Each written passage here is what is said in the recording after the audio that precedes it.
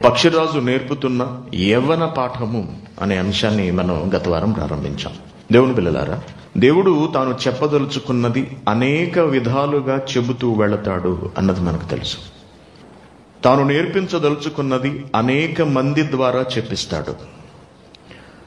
దుష్టుడి మాటల నుంచి కూడా కొంత సమాచారాన్ని మనకు అందించడానికి దేవుడు ఆలోచిస్తాడు ఇప్పుడు కూడా, దుష్టుని ద్వారా కూడా. ఎందుకంటే అపవాది యోబును ఉద్దేశించి పలికిన మాటలలో మానవ నైజం ఎటువంటిది అన్నది బయటపడుతుంది.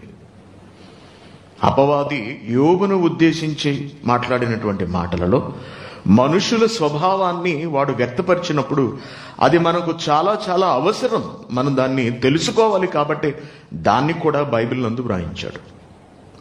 అపవాది యేసుక్రీస్తు గారిని శోధించి అనేక రకాలైనటువంటి మాటలు క్రీస్తుతో వాడు మాట్లాడటం జరిగింది. దుష్టుడు కదా అని వాడి మాటలను వ్రాయించకుండా దేవుడు విడిచిపెట్టలేదు, వాటిని కూడా వ్రాయించాడు. ఎందుకంటే వాడి మాటల ద్వారా మనం గుణపాఠం నేర్చుకోవాలి. వాడి మోసము, వాడి మాయ ఎలా ఉంటుందో మనకు అర్థం కావాలి. ఇది దేవుని ఆలోచన. ఇలా భక్తుల ద్వారా, ప్రవక్తల ద్వారా, అపోస్తుల ద్వారా, యేసుక్రీస్తు గారి ద్వారా, సాధారణ మనుషుల ద్వారా, అనేక నేపథ్యాలను కలిగినటువంటి వ్యక్తుల ద్వారా దేవుడు తన మాటలను పలికించి వాటిని గ్రంథస్థం చేయించాడు. బైబిల్ గ్రంథంగా మన చేతిలో పెట్టాడు. ఇవన్నీ జరిగించడం, వీటన్నిటినీ మాట్లాడించడం అనుకున్నటువంటి దేవుని ఉద్దేశం ఏమిటంటే ఆయన మనసును మనం గ్రహించాలి. తప్పు ఎక్కడ జరుగుతుందో మనం తెలుసుకోవాలి. ఆ తప్పునకు మనం వెళ్లకుండా మనలను మనం నియంత్రించుకోగలగాలి. అలాగే తన మనసులోని మిగిలిన అనేక భావాలను అనేక పద్ధతుల ద్వారా ఆయన తెలియపరుస్తూ వచ్చాడు. తన బిడ్డలైన మనకు ఎన్నో సంగతులు నేర్పించడానికి దేవుడు అనేక రకాలైనటువంటి ప్రణాళికలను రచించాడు. ప్రకృతిలో అనేక పనులను జరిగించాడు. క్రైస్తవ్యంలో అతి ప్రాముఖ్యమైనది పునరుద్ధానము అనే సంగతిని మనం చాలాసార్లు తెలుసుకున్నాం. క్రీస్తుని ఎందుకు నమ్మాలి అంటే పునరుద్ధానులు కావడం కొరకు నమ్మాలి. పునరుద్ధానం కావడం అంటే ఏమిటో మనకు తెలుసు. మరణించి మట్టిపాలైన తర్వాత ఈ దేహాన్ని తిరిగి బ్రతికించటం, మన మరణం తర్వాత శిథిలమైపోయినటువంటి శరీరాన్ని తిరిగి ఒక మంచి స్థితిలోనికి నిలబెట్టడం, దీనినే పునరుద్ధానము అని బైబిల్ నిర్వచిస్తోంది. ప్రతి మనిషికి పునరుద్ధానం ఉన్నది. ప్రతి వ్యక్తికి పునరుద్ధానం ఉంటుంది. నీతిమంతుడు కావచ్చు, అనీతిమంతుడు కావచ్చు, ఎవరైనా సరే మరణించిన తర్వాత ఎన్ని వేల సంవత్సరాలైనా, ఎన్ని కోట్ల సంవత్సరాలైనా తమ దేహంతో తిరిగి బ్రతకక తప్పదు అనేది బైబిల్ ఘంటాపథంగా చెబుతున్నటువంటి విషయం. ఘంటాపథంగా చెబుతుంది. ఖచ్చితంగా బల్లగుద్ది 100% ఆధారాలతో, సాక్ష్యాలతో నిరూపిస్తుంది బైబిల్. పునరుద్ధానం అనగానే మనం అంతగా నమ్మలేనిది ఇది. ఎందుకంటే మరణించిన వాడు బ్రతకడం అంటే అదొక పెద్ద షాక్ ఈ ప్రపంచానికి. జీర్ణించుకోలేరు. ఒక బిడ్డ పుడుతుంది అంటే ఎవరైనా నమ్మగలరు. పుట్టిన బిడ్డ ఎదుగుతాడు అంటే దాన్ని మనిషి అంగీకరించగలడు. బ్రతుకుతున్నవాడు మరణిస్తాడు అంటే మనిషి దాన్ని తట్టుకోగలడు, చూస్తున్నాం కాబట్టి. కానీ మరణించిన వాడు తిరిగి బ్రతకగలడు అంటేనే అసలు సమస్య వస్తుందండి. కాబట్టి మరణం తర్వాత మరొక బ్రతుకున్నది, జీవితం ఉన్నది, ఒక కొత్త జీవితం ఉన్నది అని దేవుడు తెలియపరచడానికి ప్రకృతిని కూడా వినియోగించాడు. మనుషుల ద్వారా చెప్పించాడు. చివరికి యేసుక్రీస్తు గారు కూడా వచ్చి చాలా బలీయంగా ఈ విషయాన్ని ఆయన తెలియజేశారు. పరిశుద్ధాత్మ గారు కూడా అనేక సందర్భాల్లో దీని గురించిన వివరణను తెలియపరుస్తూ వెళ్ళాడు. కాబట్టి మనకు మరొక జీవితం ఉన్నది. మన దేహములకు పునరుద్ధానం ఉన్నది. మరణించి మనం కుళ్ళిపోయినా తిరిగి బ్రతుకుతాము. అయితే దీనిని ఎలా నమ్మాలి? ఎలా నమ్మగలం? యేసుక్రీస్తు గారు చెప్పారు, నమ్మక తప్పదు. క్రీస్తు చెప్పిన ఏ మాట అయినా సత్యం. ఆయన నోటి నుండి అబద్ధం రాదు. అబద్ధం చెప్పవలసిన అవసరం ఆయనకు లేదు. కాబట్టి మరణించిన వారు తిరిగి లేస్తారు అని చెప్పారు. ప్రపంచం నమ్మదేమో అని తాను మరణించి తిరిగి లేచారు. అనగా ఏ దేహంతో ఆయన బ్రతికి మరణించాడో తిరిగి ఆ దేహాన్ని ఆయన పొందుకున్నాడు. అలాగే ప్రకృతిని చూపిస్తూ దేవుడు ఎన్నో విషయాలు మానవాళికి తెలియపరుస్తూ నేర్పించడానికి ప్రయత్నించాడు. దానిలో ఒక విత్తనం మనకు కనపడుతుంది. ఈ విత్తనం మరొక జీవితాన్ని కలిగి ఉన్నది. ఎప్పుడంటే మరణించిన తరువాత. దానికి ఒక బ్రతుకు పూర్తయిన తర్వాత మరొక బ్రతుకు కూడా ఉన్నది. ఒక బ్రతుకు ఏమిటి? ఒక మొక్కకు లేదా ఒక చెట్టుకు ఒక విత్తనం వలె జీవించటం, దాని నుండి ఒక పువ్వు రావడము లేకపోతే కాయ రావడము జరుగుతుంది. ఆ జీవితం పూర్తయిన తర్వాత మట్టిలోనికి కనుక వెళితే ఆ విత్తనం మట్టిలో పడి చనిపోయి కుళ్ళిపోయి ఒక కొత్త జీవితాన్ని తెచ్చుకుంటుంది, మరొక అందమైన రూపాన్ని తెచ్చుకుంటుంది. మనకు తెలుసు, ప్రకృతిలో మనం చూస్తున్నాం, మనం జరిగిస్తున్నటువంటి వ్యవసాయంలో మనం జల్లుతున్నటువంటి విత్తనాలు, ఈ విత్తనాలు మట్టిలోనికి వెళ్లి కుళ్ళిపోయి మరణించిన తర్వాత తిరిగి దాని నుండే వస్తున్నటువంటి ఒక కొత్త రూపం, ఒక అందమైన రూపం, కొత్త రూపం. ఒక విత్తనానికి అంతకు ముందు అంత అందమైన రూపం లేదు, అంత పెద్ద ఆకారం కూడా లేదు. వడ్ల గింజ చాలా చిన్నదిగా ఉంటుందండి, అది గింజగా కాసినప్పుడు చాలా చిన్నదిగా ఉంటుంది. కానీ అది మొక్కగా వచ్చినప్పుడు పచ్చగా, చూడడానికి చాలా అందంగా లేతగా ఉంటుంది. తర్వాత అది మొక్కగా ఎదిగిన తర్వాత చాలా బలంగా ఉంటుంది. కొడవలి పెట్టుకోయవలసిన పరిస్థితి ఏర్పడుతుంది, దాని సైజు కూడా పెరిగిపోతుంది. అనగా గింజగా ఉన్నప్పటి దాని రూపం వేరు, కొత్త జీవితంలోనికి ప్రవేశించిన తర్వాత దానికి రాబోయే రూపం లేక వస్తున్నటువంటి రూపం వేరు. ఇది సత్యం, ఇది వాస్తవం. అలాగే ఒక గొంగళి పురుగు సీతాకోక చిలుకగా మారడాన్ని మన కళ్ళ ముందే మనం చూస్తున్నాం. మొదటి జీవితం అసహ్యకరమైనది, గొగురుపాటు కలిగించేది. కానీ అదే గొంగళి పురుగుకున్నటువంటి మరొక జీవితం, రెండవ జీవితం చాలా అందమైనది, ముద్దొచ్చేది. ఇవన్నీ మన కళ్ళ ముందు జరుగుతున్నవి. ఎందుకు వీటన్నిటిని చేసుకుంటూ వెళుతున్నాడు దేవుడు? మనకేదో తెలియపరచాలి, ఏదో నేర్పించాలి. కొన్ని చెప్పాడు, కొన్ని ఆలోచిస్తారేమో అని తెలియపరుస్తున్నాడు. క్రీస్తు నేరుగా తెలియజేశాడు, ప్రకృతి ద్వారా పరోక్షంగా మనకు నేర్పించడానికి దేవుడు తాపత్రయపడుతున్నాడు. ఆ క్రమంలో ఉన్నదే దేవుడు చూపిస్తున్నటువంటి మరొక ఉదాహరణ పక్షిరాజు. ఇదే గత వారం మనం ప్రారంభించినటువంటి పాఠం. చూడండి, యోబు గ్రంథము 12వ అధ్యాయం 7వ వచనం. ఆయనను మీరు నేర్చుకోవాలనుకుంటే మృగాలను విచారించండి, నీకు బోధిస్తుంది. ఆకాశ పక్షులను విచారించండి, అవి మీకు తెలియచేస్తాయి. భూమిని ఊర్చి ధ్యానించిన ఎడల అది నీకు బోధించును. సముద్రములోని చేపలన్నీ నీకు దానిని ఒక జ్ఞానమును వివరిస్తాయి అంటున్నాడు. వీటన్నిటిని బట్టి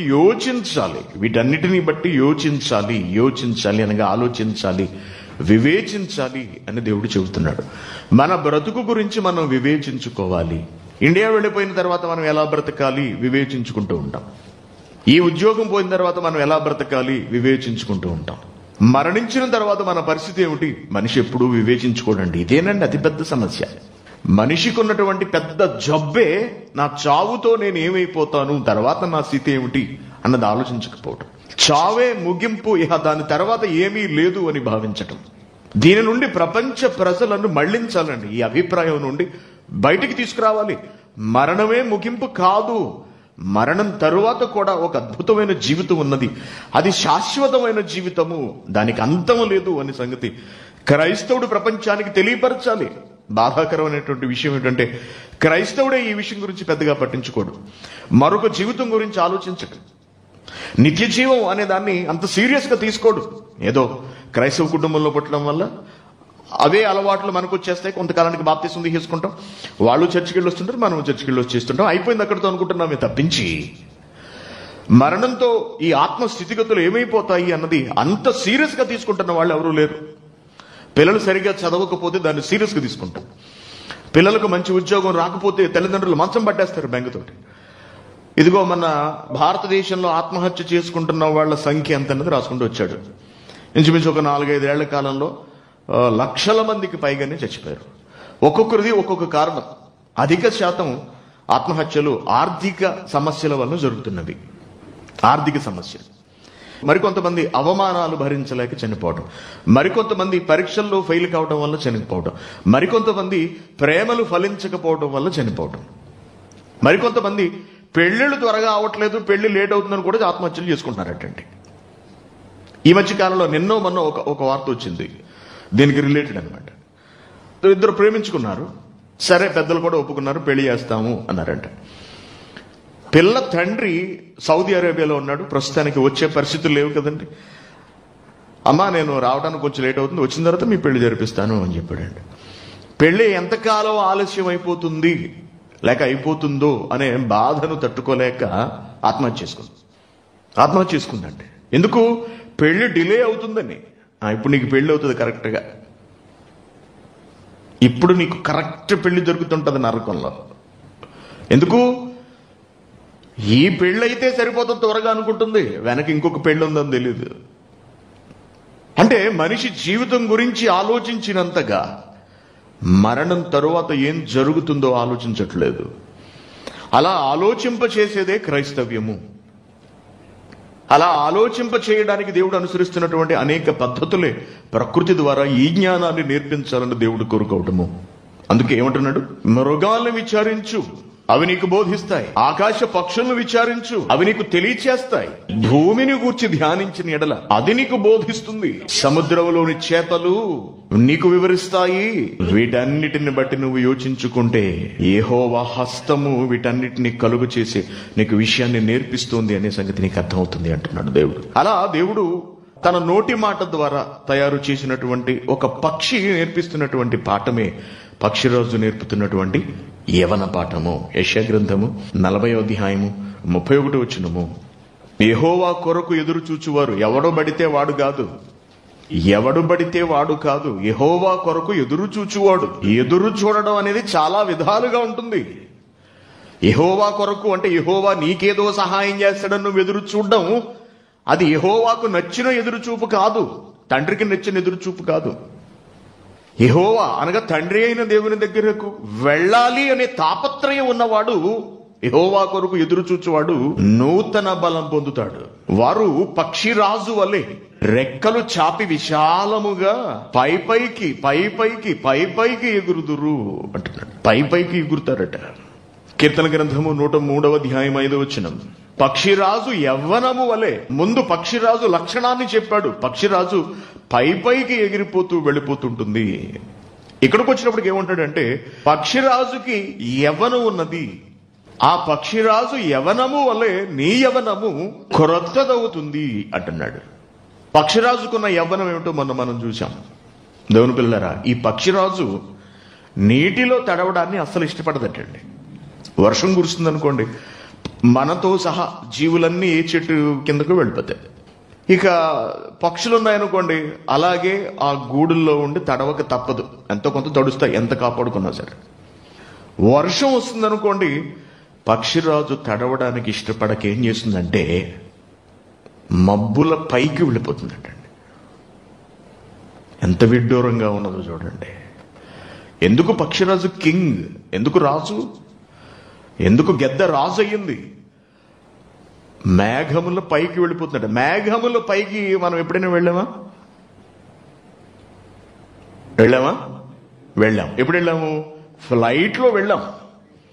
అత్యంత శక్తివంతమైన ఇంజన్లు కలిగినటువంటి విమానం మేఘముల పైకి వెళ్ళి అక్కడ ప్రయాణిస్తుంది. మనకు తెలుసు. ఎందుకంటే అంత ఎత్తుకు ఎగరాలంటే బలీయమైన శక్తి సామర్థ్యాలు ఉండాలి. అందుకే 2 పవర్ఫుల్ ఇంజిన్స్, బ్లోవర్స్ ఇవన్నీ ఉంటాయి, ప్రొపెల్లర్స్ ఇవన్నీ మనకు తెలుసు. విమానానికి చాలా వేగంగా టేకాఫ్ తీసుకుంటుంది విమానం, అంత శక్తి అవసరం దానికి. Very good. ఇప్పుడు పక్షిరాజట మేఘముల పైకి వెళ్ళిపోతుందటండి, తాను తడవకుండా ఉండటం కొరకు. ఒంటరిగా జీవిస్తుందట, 10 మందితో కలిసి జీవించదు. పక్షిరాజుకున్నటువంటి ఇంకొక గొప్ప లక్షణం ఏంటో తెలుసా అండి? తన జీవితంలో ఒకే ఒక్క భాగస్వామితో ఉంటుంది. ఏ గ్రద్దతో పడితే ఆ గ్రద్దతో తన జీవితాన్ని కొనసాగించదటండి. ఆడగద్ద గాని మగ గద్ద గాని ఒక్కడే దాని జీవితంలో, వాడి జీవితంలో, లేకపోతే ఆ రాజు జీవితంలో. ఇకపోతే నిర్ణీత వయసు వచ్చేటప్పటికి కనుక ఒక 40 ఏళ్ళు లేదా 30 ఏళ్ళు, ఇంచుమించుగా 40 ఏళ్ల వయసుకు చేరుకునేటప్పటికీ దాని శరీరం రెక్కలతో బరువెక్కువైపోయి ఎగరలేని స్థితి వస్తుంది. అలాగే ముక్కు వంగిపోయి, ముక్కు నిరంతరం ఎదగడం వల్ల వంగిపోయి ఆహారాన్ని పట్టుకుని తినలేని పరిస్థితి ఏర్పడుతుంది. అలాగే గోళ్లు పెరిగిపోయి సరిగా గ్రిప్ దొరకని పరిస్థితి ఏర్పడుతుంది, ఎందుకంటే లోపలికి చుట్టేసి ఉంటాయి అలాగవి. కాబట్టి 2 ఆప్షన్స్ దాని ముందుకు వస్తాయంటే 40 ఏళ్ళకి వచ్చేటప్పటికి. అదేమిటంటే, 1 ఆకలితో చచ్చిపోవటం, 2 తనకు వచ్చినటువంటి ఈ కష్టాన్ని ధైర్యంగా ఎదుర్కొని మరికొన్ని సంవత్సరాల పాటు ఆనందంతో రాజుల కింగ్లా బ్రతకడానికి తన్ను తాను మార్చుకోవటం. ఈ రెండిట్లో ఏం చేయాలన్నది గద్ద నిర్ణయించుకుంటుంది. అన్ని గద్దలు తిరిగి తమ యవ్వనాన్ని లేక తమ స్థితిని పునరుద్ధరించుకోవడానికి, పునరుద్ధానం చేసుకోవడానికి ప్రయత్నిస్తాయట. ఆ ప్రయత్నంలో ఏం జరుగుతుందో గత వారం నేను మీకు తెలియజేశాను. గ్రద్ద తన ముక్కును కొట్టుకుంటుందటండి. బండకేసి కొట్టుకుని అది ఎంత బాధ కలిగిస్తున్నా, ఎంత ఇబ్బంది పెడుతున్నా, రక్తం వస్తున్నా సరే ఏమాత్రం ఆలోచించకుండా, లెక్క చేయకుండా, పట్టించుకోకుండా దానిని తన శరీరము నుండి విరగొట్టి పడేయటానికి మొగ్గు చూపిస్తుందటండి. అది సగం విరిగిపోవచ్చు, పూర్తిగా మొదల్లో కంట విరిగిపోవచ్చు, ఎక్కడొక చోట మొత్తానికి. అలాగే ఎదిగినటువంటి గోళ్లను, బాగా పెరిగిపోయినటువంటి గోళ్లను వచ్చినటువంటి తన ముక్కుతో బయటికి లాగేసి పీకేసుకునే ప్రయత్నం చేస్తుందట. లేదా వాటిని కూడా బండకేసి కొట్టుకుని గోళ్లన్నీ అరిగిపోయే లేదా విరగొట్టే ప్రయత్నం చేసుకుంటూ వెళుతుంది. ఇకపోతే ముక్కు వచ్చిన తరువాత కాస్త సూదిగా వస్తుంది కదండి. ముక్కు వచ్చిన తర్వాత తనకున్నటువంటి రెక్కలలోని ఈకలను, పెద్ద పెద్ద ఈకలను ఒక్కొక్క దాన్ని స్వయంగా తానే పీకేసుకుంటుందటండి. ఇది చాలా కష్టమైనటువంటి ప్రక్రియ. అయితే దానిని చాలా ఓపికతో ఇంచుమించుగా 5.5 నెలల పాటు జరిగించి యావత్తు తన దేహాన్ని కొత్తదిగా చేసుకుంటుందటండి. కొత్తదిగా తిరిగి నూతన బలంతో, రెట్టించిన ఉత్సాహంతో ఆకాశంలోకి రివ్వున ఎగిరిపోతుంది. Very good. ఇది దాని చరిత్ర. ఇందుకే దీన్ని దేవుడు మనకెందుకు చెబుతున్నాడు? ఇది మనం అర్థం చేసుకోవాల్సినటువంటి విషయం. ఇది ఆలోచించవలసిన విషయం. దేవుని బిడ్డలారా, ఈ మానవ జీవితము, మానవ దేహము, దీని స్థితిగతులు మనందరికీ తెలిసినవే. తల్లి గర్భం నుండి పసికందుగా బయటకు వచ్చిన వాడు క్రమక్రమంగా ఎదుగుతూ నిర్ణీత శరీర ఆకారానికి చేరుకుంటాడు. కొంత వయసు వస్తుంది, ఇంచుమించు ఒక 40, 45, 50 వచ్చేటప్పటికి, ఇంచుమించు 45 అలా పడగానే ముఖ కవళికలు కాస్త నెమ్మదిగా మారుతూ ఉంటాయి. ఇక 50కి వచ్చేటప్పటికి ముసలి రూపం అనేది మొదలవుతుంది. మనందరికీ తెలుసు, ముఖ కవళికలు మారిపోతుంటాయి, రూపం మారిపోతూ ఉంటుంది. 20 ఏళ్లలో ఉన్నటువంటి లేతదనం అనేది ముఖంలో కనపడదు. ఇక చర్మం ముడతలు పడుతూ ఉంటుంది, ఎముకలు అరిగిపోతూ ఉంటాయి, చూపు మందగిస్తుంది, పళ్ళు కదులుతూ ఉంటాయి. ఇక 60, 70వ పడిలో పడేటప్పటికీ మరణం కొరకు ఎదురు చూడాల్సిన పరిస్థితులు కలుగుతూ ఉంటాయి. మనందరికీ తెలిసిందే ఈ సంగతి. Very good. అయితే ఇది మనం ఎంత ఆపుదామనుకున్నా కానీ ఆగనిది. ఆపడానికి ప్రయత్నించండి. వయసు దాచుకోవడానికి మనం ఫ్యాషనబుల్ డ్రెస్సులు వేసుకోవచ్చేమో, ముఖానికి మేకప్ కొట్టుకోవచ్చేమో, ఏమండి, లేకపోతే హెయిర్ స్టైల్స్ మనం మార్చుకోవచ్చేమో వయసు తక్కువ కనపడడానికి. ఎంత దాచినా దాగదు. విగ్గు పెట్టుకున్నారు అనుకోండి, ఎవరన్నాను విగ్గు పెట్టుకుంటే చూసిన వెంటనే ఇది విగ్ అని అర్థమైపోతుంది. అర్థం కదా? ఎప్పుడన్నా మీరు గమనించారండి ఎవరన్నా? విగ్గు పెట్టుకున్న వాళ్ళ జుట్టు చాలా చక్కగా నున్నగా ఉంటుంది, ఎక్కడ అలా వెంట్రుక రేగకుండా. కారణం ఏమిటి? అదే న్యాచురల్ హెయిర్ అనుకోండి, ఎగురుతూ ఉంటుంది, పక్కకు తొలగిపోతూ ఉంటుంది, అస్తవ్యస్తంగా కూడా ఉంటుంది ఒక్కొక్కసారి. కానీ విగ్గు పెట్టుకున్న వాళ్ళు చూడండి, అప్పుడే నూనె పెట్టి నున్నగా దువ్వినట్టు ఉంటుంది, తెలిసిపోతుంటుంది నువ్వు విగ్గు పెట్టుకున్నావనే సంగతి. అలాగే మనం వయసు దాచుకోవడానికి ఎన్ని ప్రయత్నాలు చేసినా, ఎన్ని ఆపరేషన్లు చేయించుకున్నా, బుగ్గల్లోకి లిక్విడ్స్ ఎక్కించుకున్నా, లేకపోతే ఈ చెంపలు జారిపోకుండా పైకి ఇలా ఎగబెట్టి కట్టినా, లేకపోతే ఇక్కడ ముడతలు దాచుకోవడానికి ఆపరేషన్లు చేయించుకున్నా, నీ ముఖంలో నీ వయసు మాత్రం తెలిసిపోతుంటుంది. ఎంత తాపత్రయపడండి, ఎంత కొంచెం మొదర్లా ఉంది పిల్ల అని పెళ్లి చూపులకు వెళ్ళారనుకోండి, 30 ఏళ్ళు ఉందనుకోండి పాప వయసు, పెళ్లి వయసులా లేదు అంటారు. అంటే దాని అర్థం ఏంటి? పెద్దగా కనిపిస్తున్నది ముఖము అని. అలాగే పెళ్లి కొడుకున్నాడు అనుకోండి, అబ్బే ముదురు బెండకాయ అంటారు. అంటే తెలిసిపోతుంటది ఆ ఫేసు. యవ్వనం లేదు, ఆ లేతదనం లేదు, ఆ నిగారింపు లేదు, ఏమీ లేదు. మేకప్ కొట్టుకుని వచ్చాడని అర్థమైపోతుంటుంది. మీసాలకి నల్లటి రంగు, నల్లటి జుట్టు ఉంటుంది. ఏంటి ఇప్పుడు కూడా జుట్టు తెల్లబడకుండా ఇలా ఉందా అంటే లేదు, కవర్ చేసుకోవడానికి రంగు వేసాడు. సింపుల్ సమాధానం. ఇలా మనం అందరము కూడా యవనాన్ని కప్పిపుచ్చుకునే ప్రయత్నం చేస్తుంటాం. ఎంత ప్రయత్నం చేసినా ఈ దేహము దాని మార్పులను నిలుపు చేయక మానదు. కాబట్టి మనం ఒకరోజు చచ్చిపోక తప్పదు, ఒకరోజు మరణించక తప్పదు. దేవుని పిల్లారా, అయితే మనం ఎప్పుడూ యవ్వనులుగా ఉండాలని ఎలా కోరుకుంటామో, మనలను కన్న తండ్రి దేవుడు కూడా నా బిడ్డలు ఎప్పుడు నవ యవ్వనులలాగే కళకళలాడుతూ ఉండాలి అని ఆశపడ్డాడండి. ఎప్పుడూ నవ యవ్వనుల్లా. ఏమంటే వయసులో ఉన్న మన బిడ్డలను చూస్తే మనకి ఎంత ఆనందం కలుగుతుంది. వయసుకు వచ్చిన మన పాపను చూసినప్పుడు, మన చెల్లినో లేకపోతే మన కడుపును పుట్టిన బిడ్డనో మనం చూసినప్పుడు మనం ఎంత సంతోషిస్తాం. నా బిడ్డ, నా కుమార్తె చక్కటి వస్త్రాలంకరణ, చక్కటి కేశాలంకరణ, ఎంతో సంప్రదాయబద్ధంగా గౌరవంగా చూడటానికి అందరూ గౌరవించే విధంగా ఉన్నప్పుడు మన బిడ్డను చూసి మనం ఎంత మురుసుకుంటాం. అలాగే మగపిల్లలను చూసినప్పుడు తల్లిదండ్రులు వాళ్ళు చక్కటి శరీర సౌష్ఠవంతో, కండలు తిరిగినటువంటి శరీరంతో మంచి ఆరోగ్యవంతులుగా కనపడుతున్నప్పుడు ఆ తల్లిదండ్రులకు ఎంత ఆనందం అనిపిస్తుంది. అలాగే దేవుడు కూడా తన బిడ్డలందరూ తన కళ్ళ ముందు ముసలి వాళ్ళలా కాకుండా నవ యవ్వనులులా ఉండాలి అని తాపత్రయపడ్డాడు. అందుకే దేవుడు ముసలి వాళ్లను ఈ భూమి మీద తయారు చేయలేదు. తాను సృష్టించిన మొదటి జంటను నవ యవ్వనులుగా దేవుడు తయారు చేశాడు. ఆదాము అవ్వలను దేవుడు సృష్టించినప్పుడు వాళ్ళు ఎలా ఉన్నారు? వాళ్ళు యవ్వనంలో ఉన్నారు. వాళ్ళు పసివారు కారు, వాళ్ళు మధ్య వయస్కులు కారు, వాళ్ళు వృద్ధులు కారు. మరి ఎటువంటి వాళ్ళు? యవ్వనులు. ఆదాముకి ఎదురుగా వచ్చినటువంటి స్త్రీని చూడగానే ప్రేమ కలిగింది. ఎదురుగా ఉన్నటువంటి స్త్రీ ఎవరామె? హవ్వ. ఆమెను చూసిన వెంటనే ఆదాము ఆకర్షించుకున్నాడు ఆమెను, ఆమె మీద ప్రేమ పెంచుకున్నాడు. ముసలావిడ వచ్చిందనుకోండి, ముసలామె వస్తే ప్రేమ కలుగుతుందా? లేదు. పసిపిల్ల వస్తే ప్రేమ కలుగుతుందా? లేదు. నాలో నుండి తీయబడినది కనుక నారి అనబడుతుంది అని అతడే పలికి ఆమెతో సహజీవనం, దాంపత్యం జరిగించడానికి ఆదాము ముందుకు వచ్చాడు. అలాగే ఆదాము చేతిలోనికి అవ్వ వెళ్ళింది. ఆదామును తన భర్తగా స్వీకరించగలిగింది. ముసలోడు ఉన్నాడు అనుకోండి, అక్కడ చూడడానికి ఆకర్షణీయంగా లేని వాళ్ళు ఉన్నారు అనుకోండి. ఎలా భర్తగా స్వీకరిస్తారు? ఒక భార్యగా ఎలా స్వీకరిస్తాడు ఆదాము? అందుకే ఇరువురిని కూడా పసి వయసుగా కాకుండా, వృద్ధులుగా కాకుండా నవ యవ్వనులుగానే దేవుడు తయారు చేసి పెట్టాడు.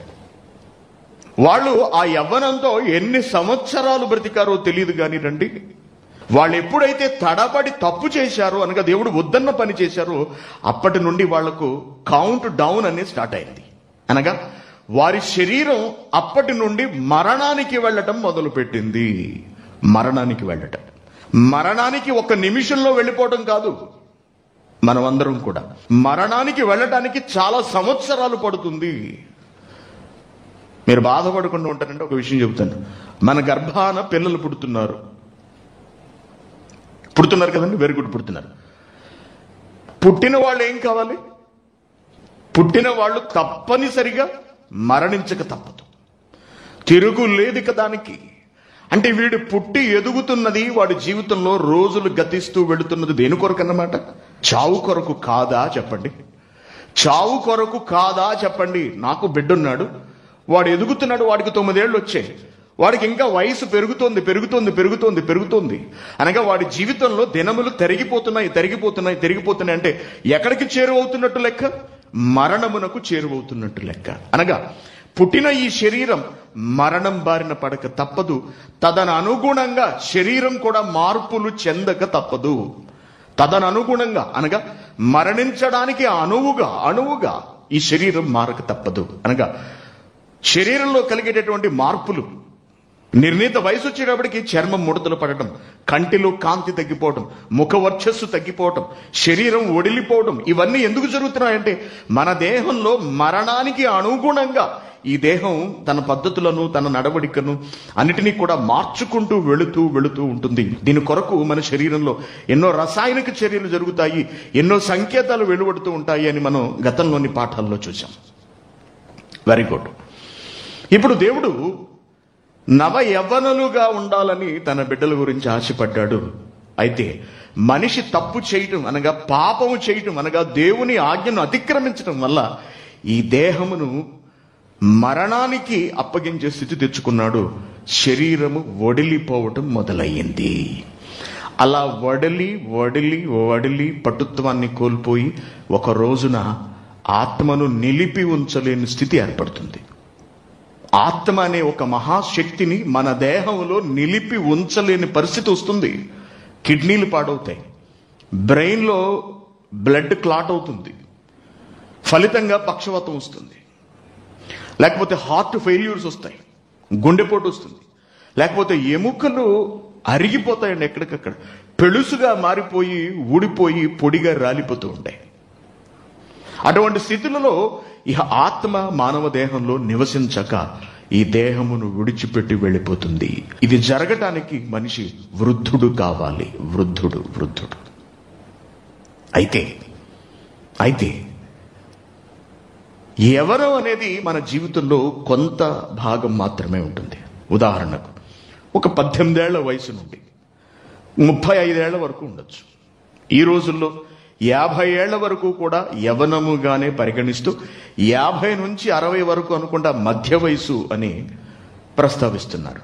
ఓకే, పోనీ ఒక 45, పోనీ 40 వరకు ఉన్నదనుకున్నాం. 18 నుండి 40 వరకు ఉన్నటువంటి ఈ వయసు, లేకపోతే 35 లేక 30 వేసుకోండి, పోనీ 30 వేసుకోండి. మంచి వయసు ఎప్పుడంటే 20 నుండి 30 అనుకుందాం. ఈ 20 నుండి 30 ఏళ్ల వయసులో ఈ శరీరం ఎలా ఉంటుందంటే, మనసు, హృదయం ఎలా ఉంటుంది? ఏ పని తలుచుకున్నా వెంటనే చేసేయగలం.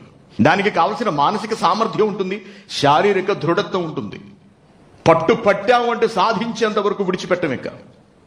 అది ఎంత కష్టమైనా సరే, అది ఎంత ఒత్తిడితో కూడినదైనా సరే సాధించి తీరుతారు. ఎందుకంటే ఆ వయసు అటువంటిది, ఆలోచన అటువంటివి, ఆ సంకల్ప బలం అటువంటిది. అందుకే దేవుడు యవ్వనాన్ని చాలా ప్రధానంగా చూస్తూ ఒక మంచి మాట మాట్లాడాడు. మనం చూద్దాం. యోహాను గారు రాసిన మొదటి పత్రిక 2వ అధ్యాయము 14వ వచనం. యవ్వనస్తులారా మీరు బలవంతులు అన్నాడు. ఎందుకంటే యవ్వనంలోనే బలం ఉంటుంది. కేవలం శారీరక బలమే కాదు, మానసిక బలం కూడా యవ్వనంలోనే ఉంటుంది, తెలుసుకోండి. అందుకే యవ్వనులారా మీరు బలవంతులు, దేవుని వాక్యము మీ యందు నిలుచుచున్నది అంటున్నాడు. దేవుని వాక్యము అనగా దేవుని మాట. దేవుని ఆజ్ఞలను పాటించగలిగే వయసు ఏదంటే యవ్వనం అండి. అసలు యవ్వనంలో దొరలే తప్పులు ఇంకే వయసులోనూ దొరలవు, మన బ్రతుకులను బట్టి ఆలోచిస్తే. కానీ దేవుని ఆజ్ఞలను ఖచ్చితంగా ఉన్నది ఉన్నట్టుగా తూచా తప్పకుండా పాటించగలిగే సామర్థ్యం అసలు ఏ వయసులో ఉంటుందంటే యవ్వన దశలోనే ఉంటుందండి. ఆ దశ అంత బలీయమైనది, అంత పట్టు కలిగినది. అందుకే దేవుడు ఏమంటున్నాడు? యవ్వనులారా, యవ్వనస్తులారా మీరు బలవంతులు అంటున్నాడు. కానీ యవ్వనంలోనే అత్యంత బలహీనతలు మనకు కనిపిస్తాయి. అంటే సమస్య ఎక్కడుంది? దేవుడిచ్చిన యవ్వనంలో ఉందా? ఈ లోకంలో ఉందా? దేవుడిచ్చిన యవ్వనానిది తప్ప? దాని గురించి ఆలోచించక తప్పు చేస్తున్న మానవాళిదా తప్పు? యవ్వనముది కాదు తప్పు. ఎవడైనా తప్పు చేశారనుకోండి, వయసులో ఉన్నాడండి కుర్రాడు, తప్పు చేస్తాడు అంటే వయసులో ఉంటే తప్పనిసరిగా తప్పు చెయ్యాలా? వయసు వస్తే తప్పనిసరిగా తప్పు చెయ్యాలా? కాదు.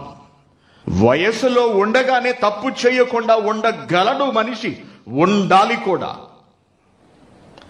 ఆ విషయం చెబుతున్నది దేవుడు.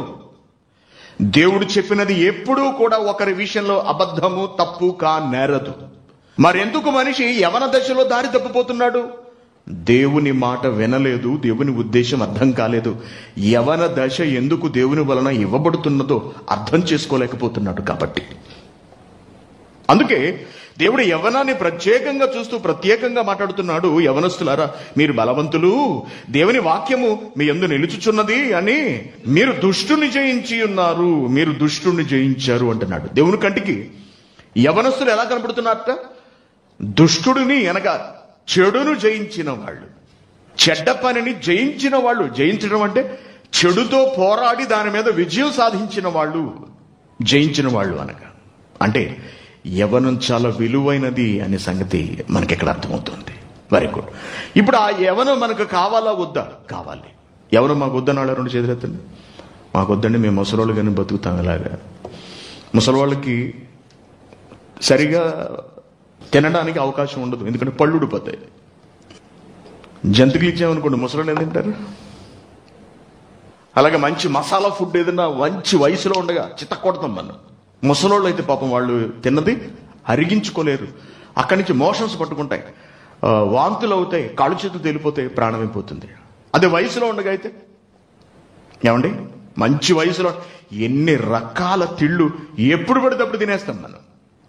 అసలు అరగకపోవడం, గ్యాస్ పట్టడము, ఇటువంటి సమస్యలు అసలు ఉత్పన్నం కావు. చూడండి, అంత ప్రధానమైనది యవ్వనము అంటున్నాడు.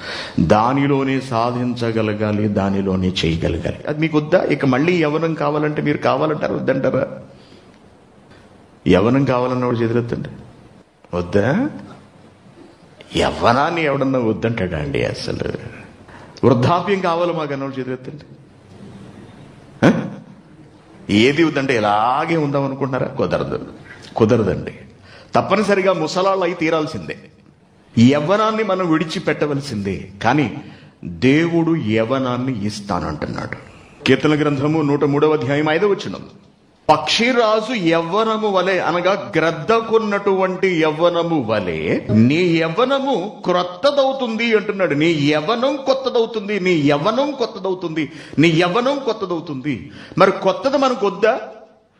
పాత కారు తీసేసుకుని మీకు కొత్త కారు ఇస్తామండి అని షోరూమ్ వాళ్ళు కౌరు పెట్టారనుకోండి, వద్దంటారా అండి? ఎవడన్నా ఏమైనా కట్టాలా అండి? పర్లేదు, మీ కొత్త కారు, మీ పాత కారు మాకు ఇచ్చేసేయండి, కొత్త కారు తీసుకెళ్ళండి అంటే. What a nice offer! ఎంత బాగుంది అసలు ఈ ఆఫర్. ఇప్పుడు దేవుడు ఏమంటున్నాడంటే, పక్షిరాజు యవ్వనము వలె నీ యవ్వనం కొత్తదైపోతుంది, కొత్తదిగా నేను ఇద్దాం అనుకుంటున్నాను, కొత్తదిగా ఇద్దాం అనుకుంటున్నాడు. కావాలా అన్నాడు. ఎస్, కావాలి. Very good. అయితే నీ యవ్వనం నీకు కొత్తదిగా కావాలి అంటే ఒక్కసారి పక్షిరాజు దగ్గరకు వెళ్ళు అంటున్నాడు. ఒకసారి పక్షిరాజు దగ్గరకు వెళ్ళు, పక్షిరాజును చూడు. పక్షిరాజు తన యవ్వనాన్ని ఎలా అయితే పునరుద్ధరించుకున్నాడో, తన దేహాన్ని ఎలా పునరుద్ధానం చేసుకున్నాడో, అనగా ఇహ పనికిరాని స్థితిలోకి వెళ్ళిపోయినటువంటి తన శరీరాన్ని గ్రద్ద ఎలా కొత్తదిగా రూపాంతరం చేసుకున్నదో దానిని చూసి నువ్వు నేర్చుకో అని చెప్పాడు. దానివలే నువ్వు బ్రతికితే నీకు కూడా కొత్త యవ్వనాన్ని నేను ప్రసాదిస్తాను అంటున్నాడు. దేవుని పిల్లారా, అంటే మంచి యవ్వన స్థితిలో ఉండగా, మంచి యవ్వన దశలో ఉండగా గ్రద్ద వలె మనలో పనికిరానివి, మనల్ని ఇబ్బంది పెడుతున్న వాటిని మనం తీసివేయవలసిన అవసరం ఉంటుంది. మొట్టమొదట అది ఎప్పుడు జరిగించాలి? మంచి యవ్వనంలో జరిగించాలి. దేవుడు మనకి ఈ దేహాన్ని ఇచ్చాడు, ఈ శరీరంతో మనలను ఈ లోకంలో ఉంచాడు. ఈ లోకమంతా ఎలా ఉన్నదో మనకు తెలుసు. ఏం చెబుతున్నాడు? ఇందాక మనం చూసాం కదా, యవనస్తుల గురించి మాట్లాడుతూ ఏమన్నాడు? 1 యోహాను పత్రిక 2:14 యవ్వనస్తులారా, మీరు బలవంతులు, దేవుని వాక్యము మీ యందు నిలుచుచున్నది, అనగా దేవుని మాట మీ శరీరాల యందు అమలు జరుగుతుంది. మీరు ఎంతటి వాళ్ళంటే దుష్టుణ్ణే మీరు జయించగలరు సాక్షాత్తు. అందుకే నేను వాడిని భూమి మీదకి పడేశాను. మీరు మీ కాళ్ళతో చితక తొక్కుతారనే, నేనేదో చేయలేక కాదు, వాడిని అవకాశమును మీకిస్తున్నాను నేను. ఎవరికి ఇస్తున్నట్ట? యవ్వనులకి ఇస్తున్నట్ట. ఏం చెబుతున్నాడు అలా అంటూ? ఈ లోకమునైనను లోకములో ఉన్న వాటినైనను ప్రేమించకుడి అన్నాడు. చూడండి, ఈ లోకమునైనను లోకములో ఉన్న వాటినైనను నువ్వు ప్రేమించకు అన్నాడు. అసలు మనం ప్రేమిస్తున్నదే ఈ లోకమును. మంచి వయసులో ఉండగానే ఉద్యోగాన్ని కొట్టాలి, ఐఏఎస్ సాధించాలి, లేక ఐపీఎస్ సాధించాలి, లేకపోతే ఒక ఈఎస్పీ పోస్ట్కి సెలెక్ట్ అవ్వాలి, ఒక బ్యాంకులో ఒక ఉద్యోగాన్ని మనం సంపాదించాలంటే నీకు వాడు ఒక వయసు పెడతాడు. వయసు ఇంత మించకూడదు అంటాడు, 30 ఏళ్ళు మించకూడదు వయసు నిబంధన ఉంటుంది. ఈ 30 ఏళ్లలో నువ్వేం చేయాలి? నువ్వు అనుకున్న దాన్ని సాధించగలగాలి. ఒకసారి రాస్తే రాదు, 2 సార్లు రాస్తే రాదు, 3 సార్లు రాస్తే రాదు, అన్ని సార్లు రాస్తే రాదు. కాబట్టి ఏం చేయాలి? వచ్చేంత వరకు, నీ వయసు అయిపోయేంత వరకు, అనగా వాడు పెట్టిన లిమిట్ పూర్తయ్యేంత వరకు నువ్వు ఖచ్చితంగా ఫైట్ చేస్తూ నువ్వు అనుకున్న ఉద్యోగాన్ని సాధించాలి. నీకు నచ్చిన పిల్లని పెళ్లి చేసుకోవాలి, నీకు నచ్చిన కుర్రాన్ని పెళ్లి చేసుకోవాలి. ఎప్పుడు? వయసులో ఉండగానే. స్థిరపడిపోవాలి, సెటిల్ అయిపోవాలి. ఎప్పుడు? వయసులో ఉండగానే. ఇలా ప్రతి మనిషి, ప్రతి యవనస్తుడు తనకంటూ ఒక వ్యాపకాన్ని, ఒక లక్ష్యాన్ని ఏర్పాటు చేసుకున్నాడు. అదేంటో తెలుసా అండి? చదువు, ఉద్యోగము, బ్రతుకు, ఆటలు, పాటలు, ఇతరత్ర అనేక కార్యక్రమాలు. ఏ ఒక్కడూ ఖాళీగా ఉండడు. చూడండి, వెరీ గుడ్. ఈ మధ్యలో నీ శరీరము లేక ఈ లోకము నిన్ను ఆకర్షిస్తున్నటువంటి తీరు, ఈ లోకంలో కలుగుతున్నటువంటి, లోకాన్ని పట్ల కలుగుతున్నటువంటి ప్రేమ, వాటి పట్ల ఆకర్షణలు, ఒక స్త్రీ పట్ల ఆకర్షణ, ఒక పురుషుని పట్ల ఆకర్షణ, డబ్బు పట్ల ఆకర్షణ, లేకపోతే హోదా పట్ల ఆకర్షణ, ఉద్యోగాల పట్ల ఆకర్షణ, ఇలా అనేకమైన వాటికి, లోకంలో ఉన్న ప్రతి దానికి ఆకర్షితుడవుతూ వాటిని సాధించే క్రమంలో తన వయసునంతటిని వాటి కొరకే ధారబోసిస్తున్నాడు.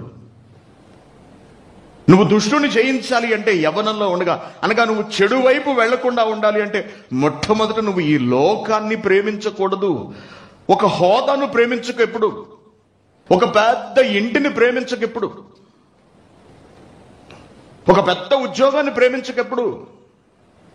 లోకంలో ఏది గొప్పగా ఉంటుందో దాని వైపు అసలు ఎప్పుడూ చూడవద్దు. నిన్ను పుట్టించిన దేవుడి వైపు చూడు అంటున్నాడు. నీ యవ్వన బలాన్ని, నీలో ఉన్నటువంటి ఆలోచన శక్తిని, నీ మేధస్సును దేవుని కొరకు ఉపయోగించు. అందుకే లోకములోనైనను, ఈ లోకములో ఉన్న వాటినైనను ప్రేమింపకుడి. ఎవడైనను లోకమును ప్రేమించిన ఎడల తండ్రి ప్రేమ వానిలో నుండదు. ఎందుకంటే లోకములో ఉన్నది అంతయు శరీరానికి ఆశ. చూసారా అండి, లోకంలో ఏమున్నదట? ఈ శరీరం లోకంలో ఉన్న దానిని ఆశిస్తుంది. ఈ శరీరం లోకంలో ఉన్న దాన్ని ఆశిస్తుంది. నేత్రాశ, ఈ నేత్రములు లోకంలో ఉన్న వాటిని ఆశిస్తాయి. జీవము అనగా మన బ్రతుకేదైతే ఉందో డంబముగా బ్రతకడానికి తాపత్రయపడుతుంది. నువ్వు ఈ మూడింటికి దూరంగా ఉండు, నువ్వు ఉండగలవు. నీకు అసాధ్యంగా కనిపించవచ్చు, కానీ నువ్వు ఉండగలవు. నువ్వు ఉంటున్నట్టుగా నాకు కనపడుతుంది. నీలో ఆ శక్తి సామర్థ్యాలు ఉన్నాయి, నీకు ఆ క్యాపబిలిటీ ఉన్నది, నీకు ఆ కాలిబర్ ఉంది, నీలో ఆ సామర్థ్యం ఉంది. ఎందుకంటే నువ్వు యవ్వనుడవు గనుక నువ్వు సాధించగలవు, నువ్వు ప్రయత్నించు అన్నాడు దేవుడు. అయితే మనమేం చేస్తున్నాము? వయసు కదండి, వయసులో అలాగే ఉంటుందిలేండి. కుర్రాళ్ళు ఏదో తిరుగుతారు, లేకపోతే కుర్రాళ్ళు ఏదో డాన్సులు, పాటలు, ఆటలు మామూలు ఆ వయసులోను అని మనం అనుకుంటూ ఉంటాం.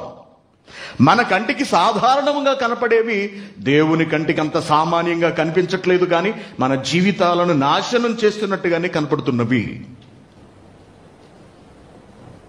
కాబట్టి దేవుడు ఏం చెబుతున్నాడంటే, నీకు నవయవ్వనము కావాలా నాయనా, లోకాన్ని జయించు అన్నాడు. మొట్టమొదటి లోకాన్ని జయించు. మరి లోకాన్ని జయించాలంటే నాకంటూ కొంత పవర్, నాకంటూ కొంత శక్తి ఉండాలి కదా. అంటే నేనిస్తాను నీకెంత పవర్ కావాలో. నీకే పవర్ కావాలి? జయించడానికి కావలసినటువంటి ధైర్యం నాకు కావాలి, జయించడానికి అనువైన మాటలు నాకు కావాలి. అంతే కదండి. ఒక ఐఏఎస్ సాధించాలి అంటే దానిని సాధించడానికి అవసరమైన సాహిత్యం, లిటరేచర్, నాలెడ్జ్ నీకు కావాలి. కాబట్టి పుస్తకాలు విరివిగా చదువుతారు. ఒక డాన్స్ పోటీల్లో గెలవాలి అంటే నీకు డాన్స్ బాగా రావాలి, అదే నీకు సబ్జెక్ట్. ఒక పాటల పోటీల్లో గెలవాలి అంటే నువ్వు బాగా పాడగలగాలి, దాన్ని సాధన చెయ్యాలి, అదే నీకు సబ్జెక్ట్ అవుతుంది. దానిలో నువ్వు ఫైనల్స్ కు వెళ్ళగలవు. లోకాన్ని జయించడానికి కావలసిన సమస్త వనరులు, మద్దతు, తగినటువంటి జ్ఞానము, మాటలు, సబ్జెక్ట్ నేను నీకు అందిస్తున్నాను. అదే బైబిల్. దీన్ని పట్టుకుని నువ్వు నిలబడు. ఎందుకు సాధించలేవో, ఎందుకు జయించలేవో నేను చూస్తాను అన్నాడు దేవుడు. ఏ పరిస్థితుల్లోనూ బెణకకు, తొణకకు, లొంగకు, తొట్టిల్లకు. నిన్ను నువ్వు నియంత్రించుకో. వీటన్నిటికీ పైన అనుబంధంగా యవన వయసు నుండి నా పనులలోనికి వెళ్ళు, నువ్వు నేను చెప్పిన మాటలు నీ బ్రతుకులో ఆచరించు. ఎందుకు నీకు యవ్వనం తిరిగి రాదు నేను చూస్తాను అంటున్నాడు దేవుడు. మరి అలా సాధించిన వాళ్ళు ఎవరైనా ఉన్నారా? తమ యవ్వనాన్ని తిరిగి పొందుకున్న వాళ్ళు ఎవరైనా ఉన్నారు అంటే ఒక అద్భుతమైనటువంటి ఉదాహరణను ప్రపంచం ముందు దేవుడు పెట్టాడు. యెషయా గ్రంథము 53వ అధ్యాయం 1వ వచనం నుండి నేను చదువుతున్నాను చూడండి. మేము తెలియజేసిన సమాచారం ఎప్పుడు నమ్మెను? యెహోవా బాహువు ఎవనికి బయలుపరచబడెను? లేత మొక్కవలెను, ఎండిన భూమిలో మొలిచిన మొక్కవలెను అతడు ఆయన ఎదుట పెరిగెను. ఒకని గురించి మాట్లాడుతున్నాడు చూడండి. ఒక వ్యక్తి గురించి మాట్లాడుతున్నాడు ఇక్కడ. ఒక వ్యక్తి గురించి, అతడి జీవితం గురించి మాట్లాడుతున్నాడు. లేత మొక్కవలెను, ఎండిన భూమిలో మొలిచిన మొక్కవలెను అతడు ఆయన ఎదుట పెరిగెను. అతనికి సురూపమైనను సొగసైనను లేదు. మనం అతన్ని చూచి అపేక్షించున్నట్లుగా అతని యందు సురూపము లేదు. అతడు తృణీకరింపబడిన వాడు ఆయను, మనుషుల వలన విసర్జింపబడిన వాడును, వ్యసనాక్రాంతుడుగాను, వ్యాధిని అనుభవించిన వాడుగాను, మనుషులు చూడ నొల్లని వాడుగాను ఉండెను. ఒక వ్యక్తి గురించి మాట్లాడుతున్నాడు. అతడి పరిస్థితి ఏమీ బాలేదటండి. అందగాడేం కాదు. అందరూ చూచి అతన్ని ప్రేమించటానికి అతనికి సరైన రూపమే లేదు. అందరూ అతన్ని చూడకూడదు అనుకుంటున్నారట. మనుషులు చూడ నొల్లని వాడుగాను ఉండెను. అతడు తృణీకరింపబడిన వాడు గనుక మనం అతనిని ఎన్నిక చేయకపోతే నిశ్చయముగా అతడు మన రోగములను భరించెను అంటున్నాడు. నిశ్చయముగా అతడు మన రోగములను భరించెను, మన వ్యసనములను వహించెను. అయినను మొత్తబడిన వానిగాను, దేవుని వలననే బాధింపబడిన వానిగాను, శ్రమ నొందిన వానిగాను మనం అతనిని ఎంచితిమి. మన అతిక్రమములను బట్టి అతడు గాయపరచబడెను, మన దోషమును బట్టి నలుగగొట్టబడెను. మన సమాధానార్థమైన శిక్ష అతని మీద పడెను, అతడు పొందిన దెబ్బల చేత మనకు స్వస్థత కలుగుచున్నది. మనమందరము గొర్రెల వలె త్రోవ తప్పిపోతుమి. మనలో ప్రతివాడు తనకిష్టమైన త్రోవకు తొలిగెను. యెహోవా మన అందరి దోషము అతని మీద మోపెను. అతని మీద ఎవరో ఒక అతడటండి బలైపోతున్నట్ట పాపం. అతడి గురించి మాట్లాడుతున్నాడు. యెహోవా మనందరి దోషము అతని మీద మోపెను, అతడు దౌర్జన్యము నొందెను. బాధింపబడినను అతడు నోరు మెదపలేదు. వధకు తేబడు గొర్రె పిల్లయు, బొచ్చు కత్తిరించు వాని ఎదుట గొర్రెయు మౌనముగా ఎలా ఉంటుందో అతడు అలాగున నోరు తెరవలేదు. అన్యాయపు తీర్పు నొందిన వాడై అతడు కొనిపోబడెను. అతడు నా జనుల అతిక్రమమును బట్టి మొత్తబడెను గదా. సజీవుల భూమిలో నుండి అతడు క్రొట్టివేయబడెను. అయినను అతని తరము వారిలో ఈ సంగతి ఆలోచించిన వాళ్ళు అసలు ఎవరు? అతడు మరణమైనప్పుడు భక్తిహీనులతో అతనికి సమాధి నియమింపబడెను. ధనవంతుల యొద్ద అతడు ఉంచబడెను. నిశ్చయముగా అతడు అన్యాయమేమీ చేయలేదు, అతడి నోట ఏ కపటమును లేదు. అతని నలుగగొట్టుటకు యెహోవాకు ఇష్టమాయను. ఆయన అతనికి వ్యాధి కలుగజేసెను. అతడు తన్ను తానే అపరాధ పరిహారార్థ బలిగా చేయగా అతని సంతానము చూచును. అతడు దీర్ఘాయుష్యమంతుడు, యెహోవా ఉద్దేశము అతని వలన సఫలమగును. అతడు తనకు కలిగిన వేదనను చూచి తృప్తి నొందును. నీతిమంతుడైన నా సేవకుడు జనుల దోషమును భరించి తనకున్న అనుభవ జ్ఞానము చేత అనేకులను నిర్దోషులుగా చేయును. కావున గొప్పవారితో నేను అతనికి పాలు పంచిపెట్టెదను, ఘనులతో అతడు కొల్ల సొమ్ము విభాగించుకొనును. ఎలయనగా మరణము నొందునట్లు అతడు తన ప్రాణమును ధారపోసెను. అతిక్రమము చేయు వారిలో ఎంచబడిన వాడాయను. అనేకుల పాపమును భరించుచు తిరుగుబాటు చేసిన వారిని గూర్చి విజ్ఞాపనము చేసెను. ఇతడు ఇంతకీ ఎవరు అనుకుంటున్నాడు? ఎంత ఎక్స్పీరియన్స్, ఎంత ఓపిక. ఎవరో తప్పు చేస్తే ఆ తప్పును ఇతన్నెత్తిన వేసుకున్నట్ట. ఎంతమంది అసహించుకున్నా గాని, చీదరించుకున్నా గాని ఎవరిని ద్వేషించలేదట. ఏమండి, అందరి కొరకు ఆలోచించి అందరి కొరకు తాపత్రయపడిన వాడట. ఏమండి, ఇంత పరిపక్వత, ఇంత మెచ్యూరిటీ అసలు ఏ వయసుకు వస్తుందండి? వయసులో తొందరపాటు. మనకి వయసులో ఉన్న వాళ్ళకి వెంటనే కోపం వచ్చేస్తుందండి. ఒంటికాల మీద లేచిపోతుంటారు ఎవరేం మాట్లాడినా సరే. ఏమంటే గొడవల్లో చూడండి ఎక్కువ కుర్రాళ్లే ఉంటారు. మొన్న విజయవాడలో గ్యాంగ్ వార్లు జరిగాయట. అటు ఇటు కోటేసుకున్నారు, అందులో ఒకటి చచ్చిపోయాడు. ఇంతకీ వాళ్ళందరూ ముసలోళ్ళు అనుకుంటున్నారా? కాదండి, పిల్లలు 20, 22, 23, 30 లోపు వాళ్ళే అందరూ. పెద్దోళ్ళు ఎవరు లేరు. గ్యాంగ్ వార్లు వీళ్ళందరూ మళ్ళీ ఏ గొడవల్లో చూడండి వయసులో పిల్లలు, ఆటల్లో చూడండి వయసులో వాళ్ళు, పాటల్లో చూడండి వయసు పిల్లలు, డాన్సుల్లో చూడండి వయసు పిల్లలు, పరీక్షల్లో విజయాలు సాధిస్తున్న వాళ్ళు చూడండి వయసు పిల్లలు. అందరూ యవనస్తులు, మంచి వయసులో ఉన్నవాళ్ళు. మరి ఒక మనిషి గురించి ఎంతో ఆలోచించి అతడి తరపున మాట్లాడాలి, అతడి తరపున నిలబడాలి, అతడికి మేలు చేయాలి అనే ఆలోచన రావాలి అంటే, ఒకడు చేసిన తప్పును తన మీద వేసుకోవాలి అనేటంతటి పరిపక్వతకు వెళ్ళాలి అంటే ఎంత వయస్సు వాడై ఉండాలో ఆలోచించండి ఆ వ్యక్తి. ఇంతకీ ఇక్కడ చెప్పబడిన ఈ వ్యక్తి ఈ లక్షణాలన్నిటినీ కనుక మనం చూస్తే, నాకు తెలిసి ఒక 70, 80 ఏళ్ళు, 90 ఏళ్ళు వయస్సు అనుభవం ఉన్నవాడని మనం అనుకుంటామేమో. కాదండి, జస్ట్ 30 ఏళ్ళు. 30 ఏళ్ళు, 30 నుండి 33 సంవత్సరాల మధ్యలో ఉన్నటువంటి ఒక యవ్వనుడు చేసిన ప్రయత్నం ఫలితంగా సాధించిన విజయం. లూకా సువార్త. ఎవరు ఈ యవ్వనుడు? 3వ అధ్యాయము 23వ వచనం. యేసు బోధింప మొదలు పెట్టినప్పుడు ఆయన దాదాపు 30 ఏండ్ల ఈడు గలవాడు. ఎన్నో సంవత్సరంలో మరణించాడు? తనకు 33వ సంవత్సరం వచ్చిన తర్వాత మరణించాడు. 33 పూర్తయిన తర్వాత. 30లో ప్రారంభించాడు, 33లో ముగించాడు. జస్ట్ 3 ఏళ్ల వయసులో, 3 ఏళ్ల వ్యవధిలో 100 ఏళ్ల అనుభవం ఉన్నవాడు కూడా ప్రదర్శించలేనంతటి, చూపించలేనంతటి అనుభవ జ్ఞానాన్ని, ఓపికను, సహనాన్ని కనబరిచాడు. ఆ వయసులో 30కు కూడా మనకు సరిగ్గా మెచ్యూరిటీ రాదండి. 30 ఏళ్ళకు కూడా మన పరిస్థితి ఎలా ఉంటుందంటే, అచ్చోసిన ఆంబోతుల్లో తిరుగుతుంటాం ఊరు మీద. చదివేసి ఉద్యోగాలు రాక ఏం చేయాలో తెలియక ఎవడన్నా ఎక్కడికన్నా వెళదామని రమ్మంటే వాడు వెనక్కి వెళ్ళిపోతుంటాం మనం. కొన్ని రోజులు ఇక్కడ, కొన్ని రోజులు అక్కడ. ఉదయం ఇక్కడ ఉంటే సాయంత్రం ఇంకొకటితో ఇంకొక చోట ఉంటాం. మళ్ళీ ఇంకొకటి ఎవడో ఫ్రెండ్ కనిపిస్తాడు, ఫలానా చోటకి వెళ్తాం, అక్కడితో వాడికి కూడా అక్కడికి వెళ్ళిపోతాం. మనం ఏం చేయాలో అర్థం కాదు, ఎటు తిరగాలో తెలియదు, తెగిన గాలి పట్టం వల్లే ఉంటుంది మన బ్రతుకంతా కూడా. 30 ఏళ్ళకి వీడు కుదురుకోవాలంటే వీడికి పెళ్లి చేసి పాడేస్తాడు అంతే. సంసార బాధల్లో పడిపోవటం మొదలవుతుంది. ఇంకా అక్కడి నుంచి దాన్ని ఎత్తూ ఉంటాడు వీడు. 30 నుండి 33 ఏళ్ల వయసు మధ్యకాలంలో మన జీవితం ఎలా ఉన్నది, ఒక యవ్వనుడి బ్రతుకు ఎలా ఉందో మనం ఎంతవరకు చూసాం.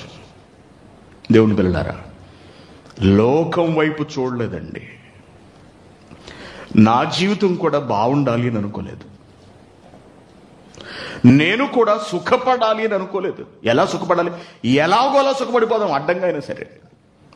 మన పరిస్థితి, అవకాశం సరిగ్గా లేదనుకోండి, మన సుఖాన్ని తీర్చుకోవడానికి ఎన్ని అడ్డదారులైనా సరే మనం తొక్కేస్తాం. తర్వాత చూసుకుందాం అనుకుంటాం అంతే. ముందు సుఖపడిపోవాలి, ఆ తర్వాత ఏదైనా. ఎందుకంటే వయసు అయిపోతే మళ్ళీ మనం సుఖపడలేము. వయసులో ఉండగానే తినేయాలి, వయసులో ఉండగానే అనుభవించేయాలి, వయసులో ఉండగానే శరీర కోరికలన్నీ తీర్చేసుకోవాలి. మళ్ళీ ముసలైపోతే నీ మొహం ఎవడో చూడడం, నీ మొహం ఆడది చూడదు. అందుకే వయసు ఉండగానే అనుభవించాలి అన్ని రకాల సుఖాలు, అన్ని విధాలుగాను. వీటన్నిటినీ పక్కకు నెట్టాడు. దేవుని పిల్లలారా, దేవుడు చెప్పినట్టుగా, దేవుడు సూచించినట్టుగా, దేవుడు బ్రతకమన్నట్టుగా, దేవుడు శాసించినట్టుగా ఒక యవ్వనుడి జీవితం ఎలా ఉండాలో అలా బ్రతికి చూపించారు యేసుక్రీస్తు గారు. మరణించాడు అనగా చంపబడ్డాడు మనుషులచే. కుట్ర పన్నారు, ఆయన్ని చంపేశారు. చంపేశా ముగిసిపోయింది ఇంక అనుకున్నారండి. అక్కడతో క్లోజ్. యేసుక్రీస్తు గారి చరిత్ర అయిపోయింది, చంపేశాము, ఇక ఇతని గొడవ మనకు ఉండదు అనుకున్నారు అంతే. 3వ రోజున తిరిగి బ్రతికాడండి. 3వ రోజున ఎలా బ్రతికాడు? నవ యవ్వనుడిగా తిరిగి బ్రతికాడు. అంటే ఏం జరిగింది? వృద్ధాప్యానికి తీసుకువెళ్ళేటటువంటి ఈ శరీరం తన పూర్తి స్వరూపాన్ని మార్చేసుకున్నది. ఈ దేహంతో ఇప్పుడు నేనున్నాను, 43 ఏళ్ల వయసు. కొంతకాలానికి నా శరీరం నెమ్మదిగా ఒడిలిపోవటం మొదలవుతుంది. నేను శరీరంలో ఉంటే దానిని ఆపడం అసంభవం. అది మరణానికి వెళ్ళవలసింది ఆ దేహం ఎట్టి పరిస్థితుల్లోనూ. మరి మరణించి తిరిగి లేచిన తర్వాత వృద్ధులుగా లేస్తామా? వృద్ధాప్యాన్ని ఇస్తాడా దేవుడు, లేకపోతే యవ్వనాన్ని ఇస్తాడా? దేవుని పిల్లలారా, మరణం తర్వాత మన శరీరము తన రూపాన్ని మార్చుకుంటుంది. ఈ మట్టి శరీరం నిలబడిపోదు. అప్పుడు బాగా గమనించండి, మరణము లేని దేహాన్ని దేవుడు మరణం తరువాత ప్రసాదిస్తాడు. మరణము లేని దేహము అనగా ఏదెను తోటలో ఆదాము అవ్వలు ఎటువంటి మరణము లేని శరీరంతో, అనగా ఎప్పటికీ నిలిచి ఉండే శరీరంతో వాళ్ళు బ్రతికారో అటువంటి స్థితిని దేవుడు మరణించి తిరిగి లేచిన తరువాత తాను లేపబోయే శరీరమునకు ప్రసాదిస్తాడు. దానికి పెట్టినటువంటి పేరే మహిమ శరీరము అంటాడు. మహిమ శరీరము.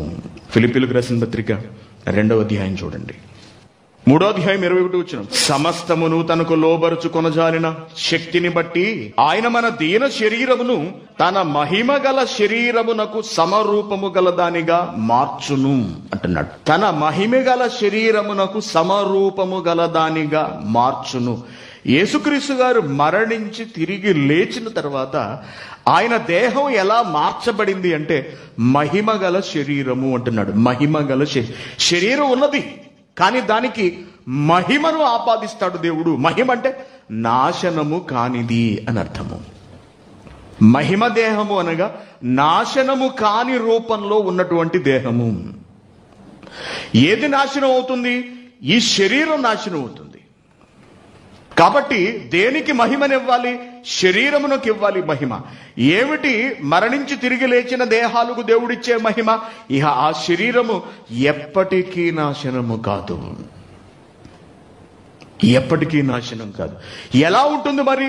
నాశనము కాని దేహముగా మిగిలిపోతుంది, అలా కనపడుతూ ఉంటుంది. ఎంత గొప్పగా ఉందో చూడండి. అటువంటి గొప్ప స్థితిని క్రైస్తవులకు, క్రీస్తును నమ్మిన వాళ్లకు, శరీరాన్ని నలగగొట్టుకుని దేవుని కొరకు నిలబెట్టిన వాళ్లకు దేవుడు అనుగ్రహిస్తానని చెప్తున్నాడు. పక్షిరాజు తనకు అడ్డంగా ఉన్నటువంటి ముక్కును, తినడానికి వీలు లేని ముక్కును ఎన్నో శ్రమల కోర్చి ఒక రూపానికి తెచ్చుకున్నదండి. మన ముక్కుని నేలకేసి కొట్టగలమా అండి? ముక్కు నొప్పి వస్తుంది కదా అని గోడకేసి కొట్టగలమా? ఎలా ఉంటుందండి? రక్తం వచ్చేలా కొట్టుకుంటున్నాం అనుకోండి, అసలు ముక్కుకి మామూలుగా ఏదైనా తగిలితేనే తలంతా ఒక్కసారిగా దిమ్మెక్కిపోయినట్టు షాక్ అయిపోతుంది శరీరం అంతా. వెంటనే కళ్ళ నీళ్ళు వచ్చేస్తాయి. ఎందుకంటే బహు సున్నితమైనది ముక్కు. పక్షిరాజుకి ముక్కు నోరు రెండు ఒకటే, దాంతోనే తినాలి, దాంతోనే గాలి పీల్చుకోవాలి. దానికి ఆధారమే అది. మనకు చేతులు ఎలాగో పక్షులకు ముక్కు అటువంటిదండి. అటువంటి ముక్కును నేరుగా తలతో అనుసంధానమైనటువంటి ముక్కును గోడకేసో రాయికేసో కొట్టుకుని దాన్ని రాల్చుకోవడం అంటే చిన్న విషయం కాదు. దానికి ఎంతో ఆత్మస్థైర్యం కావాలి, సంకల్ప బలం కావాలి. దేవుని పిల్లారా, యవన వయస్సులో ఉండగా యవనాన్ని లేకపోతే యవన కోరికలను నియంత్రించుకుని దేవుడు చెప్పినట్టుగా బ్రతకడం అంటే చిన్న విషయం కాదు. దానికి నీకు కూడా సంకల్ప బలం కావాలి. పక్షిరాజు భవిష్యత్తును చూస్తోంది. తన దేహముని అక్కడితో ముగించుకోకుండా భవిష్యత్తులో మరింత ఎత్తుకు ఎదగడానికి, అనువుగా కొత్త శరీరాన్ని తెచ్చుకోవడానికి, కొత్త ఆకృతిని తెచ్చుకోవడానికి, కొత్త శక్తిని తెచ్చుకోవడానికి ఎలా సిద్ధపడుతోందో అలాగే క్రైస్తవుడు కూడా, దేవుని కొరకు బ్రతికేవాడు కూడా మరణం తరువాత జీవితం మీద దృష్టి పెట్టాలి. శాశ్వతంగా ఉండే శరీరాన్ని తెచ్చుకోవడానికి తాపత్రయపడాలి. ఇవాళ కనపడినోడు రేపు కనపడలేదండి. కనపడుతున్నాడా? ఇవాళ ఉండేవాడు రేపు ఉండట్లేదు. యాక్సిడెంట్లో పోవచ్చు, హార్ట్ అటాక్ అయిపోవచ్చు. మంచి వయసులో ఆరోగ్యంతో ఉన్నవాళ్ళు కూడా పోతున్నారు కదా ఈ కరోనాలో. మరి ఇంకా ఏం బాగుకుందామని మనకున్నటువంటి ఈ శరీర కోరికలతో ఇంకా అనుభవించి, ఇంకా సుఖపడి ఏమైపోదామని, రేపు చస్తే మన పరిస్థితి ఏమిటి? ఇవాళ చస్తే మన పరిస్థితి ఏమిటండి? మన భవిష్యత్తు ఏమిటి? ఎటు వెళతాం? మహిమ శరీరాన్ని ఇస్తాడా? ఆ దేహాన్ని మనం తిరిగి తెచ్చుకోగలమా? యేసుక్రీస్తు గారు ఎలా తెచ్చుకున్నారు? ఎంతో కష్టపడి తెచ్చుకున్నాడు. అనుదినము శ్రమించాడు. దేవుని పనిలో నలగగొట్టబడ్డాడు. సువార్త ప్రకటనకు వెళ్ళాడు. తన దేహంతో సుఖాలు కావాలనుకోలేదు, కావలసిన భోజనం తినాలనుకోలేదు. తాను బ్రతికిన నాళ్ళు తనకు ఈ జీవితాన్ని ఇచ్చిన ప్రభువు కొరకే బ్రతకాలి అనుకున్నాడు. రాబోయే జీవితం మీద దృష్టి పెట్టాడు ఆయన, దాన్ని లక్షించాడు. లోక సంబంధమైన వాటి మీద దృష్టి పెట్టలేదు. చూడండి, ఒక మంచి మాట ఉంటుంది, కొలసీలకు రాసిన పత్రిక 3వ అధ్యాయము 1వ వచనం.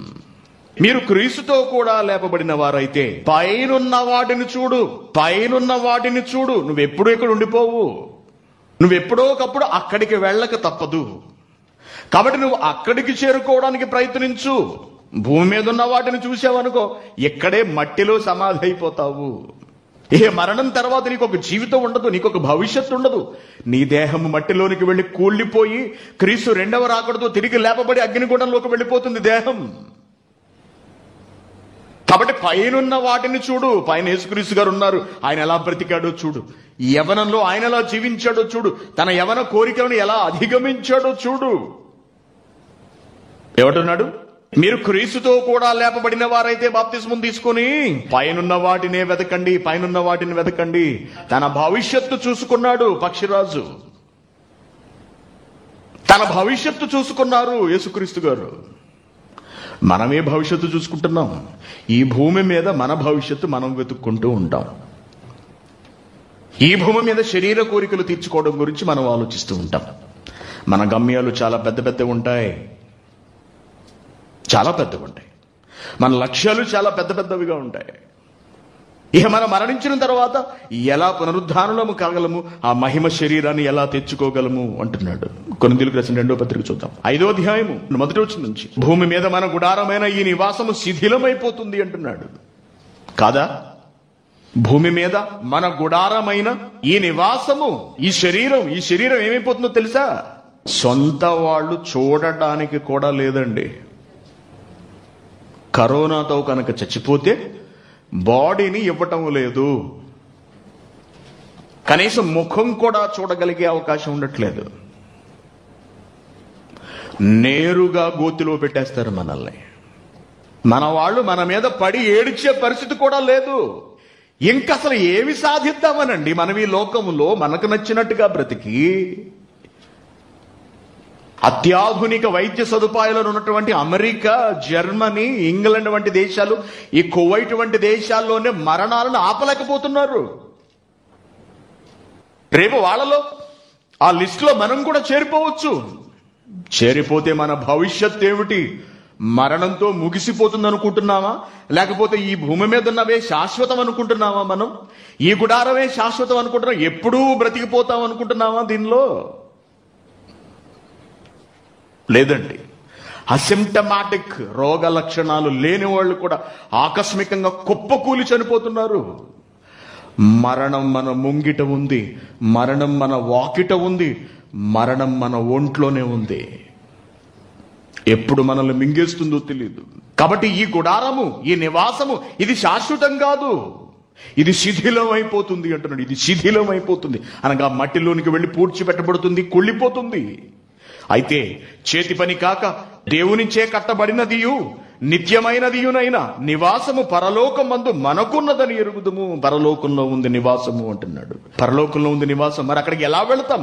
మనమందరము దిగంబరములు కాక వస్త్రము ధరించుకుని వారముగా కనపడదుము. కాబట్టి పరలోకము నుండి వచ్చు మన నివాసము దీనిపైన ధరించుకొనని అపేక్షించుచు దీనిలో మూల్గుచున్నాము అంటున్నాడు. దేవుడిచ్చే ఆ మహిమ దేహాన్ని ఈ శరీరం మీద మనం ధరించేసుకుంటాం. ఈ శరీరం ఇక కుళ్ళిపోవటం ఉండదు, ఈ శరీరం ఇక కంపు కొట్టడం ఉండదు. ఈ దేహము యవ్వన స్థితిలోనికి మార్చబడుతుంది, ఆత్మ రూపముగా, మహిమ రూపముగా మారిపోతుంది పూర్తిగా. అప్పుడు ఇహ ఆ జీవితానికి అంతము లేదు. పక్షిరాజు యవ్వనం, దానికి 40 ఏళ్ల వయసులో ఉండగా అది పునరుద్ధరించుకుంటే మరొక 30 ఏళ్ళు బ్రతుకుతుందండి, అంతే. ఆలోచించండి. పక్షిరాజు అంతా కష్టపడి తన ముక్కును విరగొట్టుకుని, కొత్త ముక్కు తెచ్చుకుని, కొత్త గోళ్లు తెచ్చుకుని, కొత్త రెక్కలు తెచ్చుకుని ఎంత ఎత్తుకు వెళ్ళినా మరో 30 ఏళ్లకు అది చచ్చిపోక తప్పదు.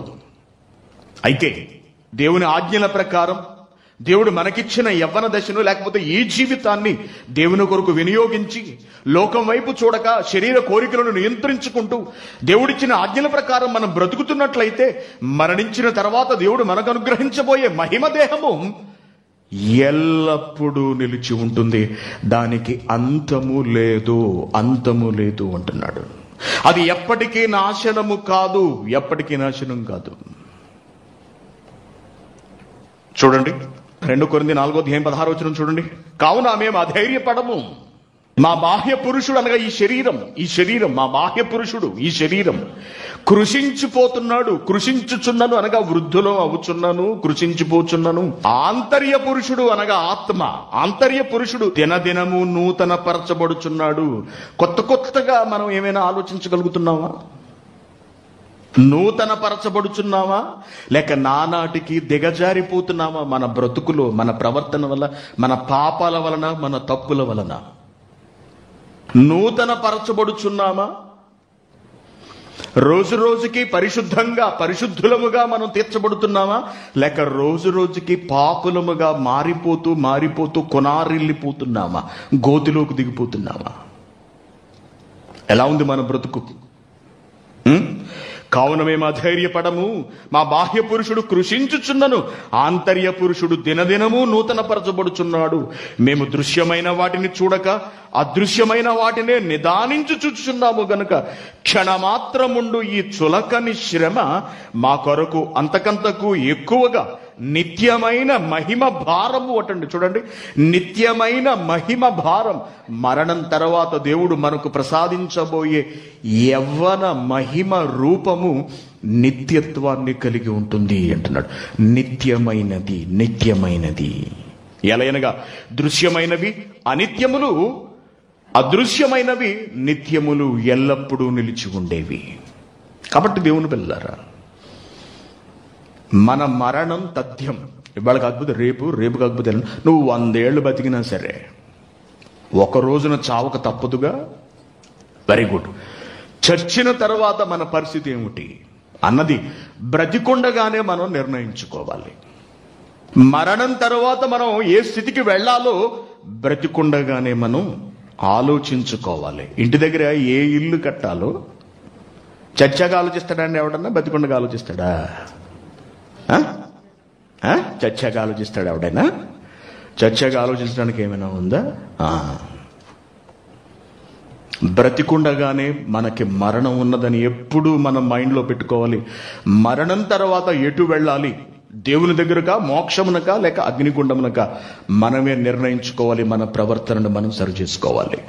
ఎంతో కష్టం కావచ్చు ఈ లోకంలో మన కోరికలన్నింటినీ నియంత్రించుకుని, అదుపు చేసుకుని, ఈ లోకం వైపు చూడకుండా, లోక ఆశల వైపు మనం ఆకర్షితులము కాకుండా, ఆ రంగుల ప్రపంచంలోకి, ఆ మాయాలోకంలోకి మనం వెళ్ళిపోకుండా మనల్ని మనం కంట్రోల్ చేసుకుంటూ బ్రతకడం అంటే అది చాలా కష్టంతో కూడుకున్నది. కరెక్టే, అదంత తేలికైన విషయమేమి కాదు. బట్ సాధిస్తేనే భవిష్యత్తు ఉంటుంది. గ్రద్దకు అది ఎంతో కష్టం. పక్షిరాజుకి, ఒక పక్షికి తాను చేయబోయే పని ఎంతో కష్టమైనదని తెలుసుండి రంగంలోకి దిగుతుంది. 5.5 నెలల పాటు మహాశ్రమను అనుభవించి ఒక కొత్త జీవితానికి సిద్ధపడిపోతుంది. అది బ్రతికుండగానే నిర్ణయం తీసుకుంది. మనం కూడా ఎటువైపు మనం వెళ్ళాలి, దేవుడిచ్చే మహిమ శరీరాన్ని పొందుకుని నిత్యము దేవుని సన్నిధిన యవనులమై మహిమ దేహములతో మనం నిలబడాలా, లేక ఈ శరీరంతో మనకు నచ్చినట్టుగా మనం బ్రతికి ఈ శరీరాన్ని బాగా సుఖపెట్టి, దీనికి బాగా తినిపించి, పెంచి, పోషించి, దేవుని కొరకు ఏమాత్రం ఉపయోగించక తీరా ఏ జబ్బుతోటో, ఏ హార్ట్ అటాక్ తోటో, ఏ కరోనా తోటో, లేకపోతే ఏ ప్రమాదంలోనో చివరికి ఏ వయసు అయ్యో చచ్చిన తర్వాత తిరిగి లేచి అగ్నిగుండానికి వెళ్ళి మండిపోవాలా? నిర్ణయించుకోవాల్సింది మనమే. మన పరిస్థితి బాగున్నప్పుడే ఏది జరిగినా గుర్తుంచుకోండి, మనం ఏం చెయ్యాలనుకున్నా సరే అది మనం బ్రతికుండగానే, మన పరిస్థితి బాగున్నప్పుడే సాధ్యం. ఒక్కసారి అటు ఇటు అయితే వన్స్ హాస్పిటల్కి వెళితే వెనక్కి వస్తామన్న గ్యారంటీ ఉందా అండి? లేదు. ఏ కారణం చేతనన్న అసలు ముందు హాస్పిటల్లో అడిగే పెట్టనివ్వట్లేదు. హాస్పిటల్లో జాయిన్ చేసుకుంటారండి ఇప్పుడు? జాయిన్ చేసుకోవట్లేదు. అసలు మామూలు కేసులను చూడటమే లేదు, ఓన్లీ కరోనా. అది కూడా ముందు కరోనా టెస్ట్ చేయాలి. నువ్వు ఇతరత్ర రోగాలతో, సమస్యలతో వస్తే నేను ఆసుపత్రిలో జాయిన్ చేసుకోరు. ఒకవేళ కరోనాతో కనుక ఆసుపత్రిలోకి వెళితే వెనక్కి తిరిగి వస్తామన్న గ్యారంటీ లేదు. ఎవడి కోసం అండి? ఏమి సాధిద్దామనండి మనం? అందుకే దేవుని పిల్లలారా, మన బ్రతుకు కాలంలో మనం చేయగలిగినంతటి గొప్ప పనిని మనం దేవుని కొరకు చెయ్యాలి. క్రీస్తు వలె ఎన్ని బాధలు, ఎన్ని శ్రమలు, ఎన్ని అవమానాలు, ఎన్ని నిందలైనా సరే భరించాలి, ఓర్చుకోవాలి. ప్రపంచానికి దేవుని మనసును చాటి చెప్పగలగాలి. మనం క్రీస్తు వలె మన శరీరాన్ని నలగగొట్టుకుని మనం బ్రతకాలి. మన స్వార్థాన్ని మనం చూసుకుని మన శరీరాన్ని మనం తెచ్చుకోగలగాలి. ఆలోచించండి. కాబట్టి పక్షిరాజును ఆదర్శంగా తీసుకోవాలి.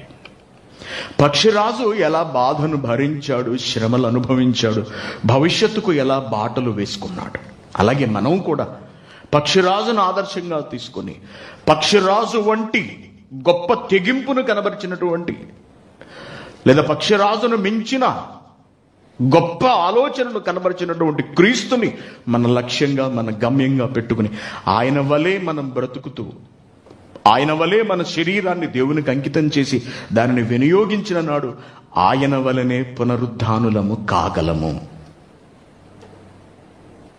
అర్థమైంది కదండి అందరికీ? కాబట్టి పక్షిరాజు ద్వారా దేవుడు మనకు నేర్పిస్తున్నటువంటి పాఠము ఇదంతా పక్షిరాజుకు తెలియకపోవచ్చండి. ఇంకొంతకాలం బ్రతకాలి కాబట్టి ముక్కు విరగొట్టుకుందాం, గోళ్ళు పీక్కుందాం అనుకుంటుంది. దాని జీవితంలో అనగా మరే జీవులలోనూ, మరే పక్షులలోనూ జరగని ఈ స్థితి ఒక్క దానిలోనూ ఎందుకు పెట్టాడు అంటే దాని ద్వారా మనకు పాఠాన్ని నేర్పించాలి అని. అంతే తప్పించి అప్పా గెద్ద అని అనుకుంటామని కాదు. కాబట్టి దేవుని పిల్లలారా, పక్షిరాజు నేర్పుతున్న యవన పాఠము. మీకేం కావాలి? యవనం వద్దా? ఏమండి, ఎవరికి యవనం వద్దా చెప్పండి? కావాలి. ఈ లోకపు యవనం ఏముందండి? అప్పుడే యవనాన్ని దాటి వచ్చేసాం మనం. ఈ యవనం కాదు మనకు కావలసినది. తండ్రి సమక్షములో యవ్వనము, అది ఒక 10 ఏళ్ళు ఉండిపోయేది కాదు, అంతము లేని స్థితి. అది ఆత్మ బ్రతికే గొప్ప స్థితి. అది మహిమ దేహముతో దేవుని సమక్షమందు నిలబడగలిగే సర్వోన్నత స్థితి. అది ఆ స్థితిని మనం ఆశించాలి. మనం పొందుకోగలం, తప్పనిసరిగా మనం సాధించగలము. ఎప్పుడో తెలుసా? లోకము వైపు చూడకుండా మనలో ఉన్న ఒక్కొక్క అవలక్షణాన్ని పీకేసుకున్నాడు. ఒక వ్యభిచారం మనకు అవరోధంగా ఉన్నదా? దాన్ని నువ్వు తీసేసుకోవాలి నీ హృదయం నుంచి. ఒక జారత్వం నీకు అవరోధంగా అనిపిస్తుందా? నీ ఆధ్యాత్మిక జీవితానికి దెబ్బ కొడుతోందా జారత్వము? దాన్ని నువ్వు తొలగించుకోవాలి నీ హృదయం నుండి, నీ శరీరం నుండి. చెడ్డ మాటలు, చెడ్డ ప్రవర్తన నీకు ఆటంకంగా ఉన్నదా? నువ్వేం చేయలేకపోతున్నావా? నీలో అసూయ, కలహము, ద్వేషము, కక్షలు, క్రోధములు, భేదములు, విమతములు ఇవన్నీ ఉన్నవా? నిండిపోయి ఉన్నదా నీ శరీరంలో? ఒక్కొక్క దాన్ని పీకేసుకో. కష్టంగా అనిపించవచ్చు. సుఖాన్ని విడిచిపెట్టడం అంటే ఎవరికి ఇష్టం ఉండదండి. సుఖాలు అనుభవించాలనే కోరుకుంటారు ఎవరైనా. ఎంత కష్టమైనా సరే దాన్ని మన నుండి తొలగించుకున్నప్పుడు, ఈ దేహమును నూతన పరుచుకున్నప్పుడు, అనగా పాపాలు చేయకుండా విడిచిపెట్టి క్రీస్తు రక్తంతో కడుగబడి దేవుని కొరకు మనం నిలబడినప్పుడు, మనలను మనం పవిత్రంగా, పరిశుద్ధంగా నిలబెట్టుకున్నప్పుడు, పరిశుద్ధమును దేవునికి అనుకూలమైన సజీవ యాగముగా ఈ శరీరంతో మనం దేవుని కొరకు జీవిస్తున్నప్పుడు మనకు నూతన శరీరాన్ని, మహిమతో కూడిన శరీరాన్ని దేవుడు ప్రసాదిస్తాడు. అర్థమైంది కదా? ఇది పాఠము.